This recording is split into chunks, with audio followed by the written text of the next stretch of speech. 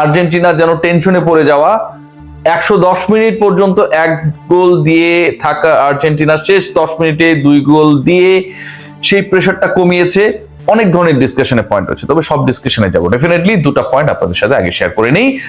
1 number point, বিশ্বকাপে সেমিফাইনালে যতবারই আর্জেন্টিনা গিয়েছে এখন পর্যন্ত কখনোই হারে নাই। সো যারা বিভিন্ন সময় কেপ ভার্দে, ইজিপ্ট, সুইজারল্যান্ড বিভিন্ন দল হয়ে আসছিলেন, বিভিন্ন দলের সমর্থক হয়ে আসলে আর্জেন্টিনাকে ফলো করছিলেন, তাদের জন্য আমার কাছে মনে হয় আর্জেন্টিনার সেমিফাইনালে যাওয়া, ইংল্যান্ডের এগেনস্টে যে ক্লাসটা আমরা ওয়েট করছি, যে মানে গ্রেট সেমিফাইনাল গুলো এবারের বিশ্বকাপে আসলে হবে স্পেনের সাথে, ফ্রান্সের, ইংল্যান্ডের সাথে আর্জেন্টিনার, তার একটা। এবং সেখানটা স্ট্যাট বলছে যে আর্জেন্টিনা সেমিফাইনালে কখনো হারে নাই।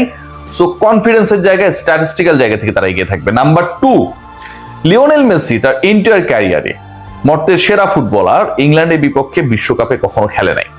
So it's going to be a very exciting semifinal, যেখানটায় আর্জেন্টিনা তাদের সেই স্ট্যাটটাকে ঠিক রাখার চেষ্টা করবে। 1986 বিশ্বকাপের স্মৃতিকে ইংল্যান্ড আর্জেন্টিনা আরেকবার ফিরিয়ে আনার চেষ্টা করবে। দুই দেশের মধ্যে ফকল্যান্ড আইল্যান্ডকে কেন্দ্র করে যে ধরনের উত্তেজনা একটা সময় ছিল, সেটা আবার নতুন রূপ পাবে এবং আর্জেন্টিনা আরো একবার ফাইনালে যাবার পণ করে নামবে। আজকে স্বস্তির দিক কোথায়, কোন জায়গাটা আসলে সবচেয়ে বড় তৃপ্তির জায়গা ছিল? শুরুতে যদি করি যে আজকে প্রথম 10 মিনিটেই আর্জেন্টিনা লিড পেল, লিওনেল মেসি এগেইন তার ক্রস ঠিক বললে ঠিক হবে না, যে তিনি কর্নার নিলেন এবং সেখান থেকে ম্যাক অ্যালিস্টারের অসাধারণ হেডার। 10 মিনিটের মধ্যে সুইজারল্যান্ডের বিপক্ষে এগিয়ে গেল আর্জেন্টিনা। যারা খেলাটা সকালে উঠে দেখছিলাম, 10ম মিনিটের মধ্যে যখন আর্জেন্টিনা এগিয়ে গেল, সবার মানে ভাবনার মধ্যে কি ছিল? To be very honest, all were expecting যে অন্তত 3-1, 3-0, মানে মেইন টাইমের মধ্যে, I am not talking about the extra time, 90 মিনিটের মধ্যে হয়তো এরকম একটা মার্জিনে আর্জেন্টিনা জিতে যাবে। বাট সেই খেলাটা কোথায় গিয়ে ঠেকলো শেষ পর্যন্ত?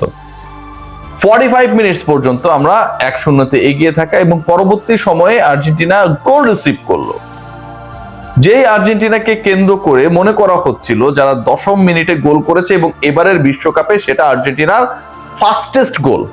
কোয়ার্টার ফাইনালে গিয়ে আর্জেন্টিনা তাদের ফাস্টেস্ট গোলটা স্কোর করলো। তার পরবর্তী সময় পুরো দলটা একদম shaky, super defensive, no creativity, no attack. 10 মিনিটে প্রথম গোল পাওয়া আর্জেন্টিনা 110 মিনিট পর্যন্ত ওই এক গোলেই থাকলো। 10 জনের পরিণত, এমবোলো লাল কার্ড দেখে তার নাটক নিয়ে আলোচনা হবে। মাঠ ছাড়ার পরে সুইজারল্যান্ড 10 জনে পরিণত হবার পরেও আর্জেন্টিনা গোলের দেখা পেল না। Definitely it's a matter of tensed. আপনাকে এই ব্যাপার নিয়ে ভাবতেই হবে, টেনশিত হতেই হবে যে আপনি প্রথম 10 মিনিটে গোল পাবার পরে যে স্ট্র্যাটেজিতে গিয়েছেন, is that supportable or not? Number 1।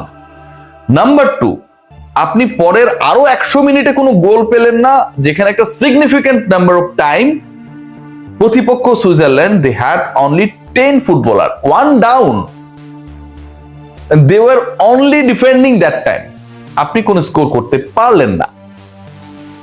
এরপরে আসলে স্বস্তিতে আসে, মানে আর্জেন্টিনার ম্যাচ মানে কি, আপনার লাস্ট 10-11 মিনিটসে আপনি একটা আরাম পাবেন। সারাক্ষণ টেনশন নিয়ে থাকবেন, শেষে গিয়ে ওই আরামটা পাবেন।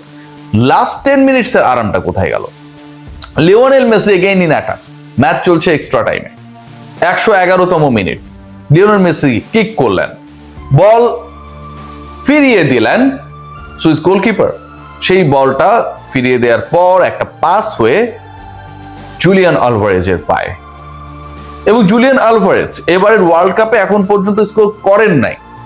যেই আলভারেজকে নিয়ে অনেক প্রত্যাশা, যে আলভারেজকে নিয়ে অনেক স্বপ্ন, যে পরিণত আলভারেজ, 22-এর আলভারেজ যদি ডেঞ্জারাস হয়ে থাকে, যখন তার প্রতি এক্সপেকটেশন ছিল না, 26-এর আলভারেজ তো আরো পরিণত, ক্লাব ফুটবল মাতিয়ে আসা আলভারেজ। সেই আলভারেজ এবারে বিশ্বকাপে প্রথম গোলটা, দ্য ওয়ে হি স্ট্রাইক, যেভাবে যে স্টাইলে তিনি গোলটা করলেন, আমার কাছে মনে হয় যে প্রথমটা এমনই হওয়া উচিত ছিল। ধারাভাষ্য কক্ষ থেকে বলা হচ্ছিল যে আলভারেজের এই গোল অন্তত আরো 1 দশক পর্যন্ত আলোচনায় থাকবে। প্রায় 20 মিটার দূর থেকে বল কিক করলেন, সুইং হয়ে গোলকিপারকে বিট করে নেট করলো, আর্জেন্টিনা 2-1 এগিয়ে গেল। খেলার বাকি তখনও আর প্রায় 12 থেকে 13 মিনিট, সব মিলিয়ে বিশাল তৃপ্তি। আলভারেজ স্কোর করতে পারে নাই আগের 5 ম্যাচ পর্যন্ত, সেই আলভারেজ গোল করলেন। মেসি গোল করছেন কিন্তু আলভারেজরা গোল পাচ্ছেন না, সেই জায়গায় যেন সেই সকল প্রশ্নের উত্তর এই গোলটা দিয়ে দিল ইনস্ট্যান্ট। বাকি থাকলো কে? লিওনেল মেসি না, তিনি অ্যাসিস্ট করেছেন, আজকে তিনি গোল করবেন না। ইংল্যান্ডের জন্য জমিয়ে রেখেছিলেন মেসি, আর ইংল্যান্ডের জন্য প্রিপারেশনটা আজকে ভালোভাবেই নিলেন আলভারেজের পরে লটারো মার্টিনেজ। ম্যাচ যখন একদম শেষের মুহূর্তে 2-3 মিনিট বাকি, লটারো 121 মিনিটে গিয়ে এবারের বিশ্বকাপে তার সেকেন্ড গোল করলেন, আজকের ম্যাচের third goal.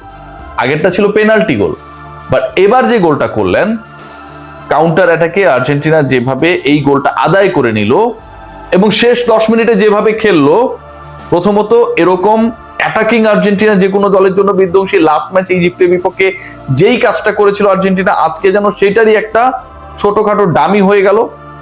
And Alvarez and Martinez, both of them, they are now in form. They have got the confidence যেটা ল্যাকিংসটা ছিল। আর্জেন্টিনা লিওনেল মেসি গোল না পাবার কারণে যতটুকু মন খারাপ, তার থেকে লিওনেল মেসি গোল না পেলেও Alvarez Martinez they are ready to score. এই তৃপ্তি, এই ভাবনা, এই শান্তিতে আমার কাছে মনে হয় they are more than happy, and it was very much needed.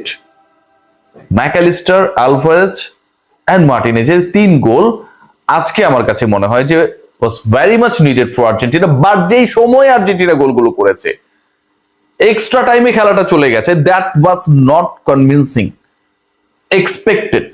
এটাকে সাপোর্ট করার কোনো সুযোগ নেই। The way Lionel Scaloni actually to think and the philosophy after scoring the first goal, এটা কোনোভাবে সাপোর্টেবল না। নাটক অনেক হয়েছে, নাটক করতে গিয়েই ইনফ্যাক্ট লাল কার্ড দেখেছেন, এবং সেই লাল কার্ডের কারণে একটা সময়ে সুইজারল্যান্ড 10 জনে পরিণত হয়েছিল। এই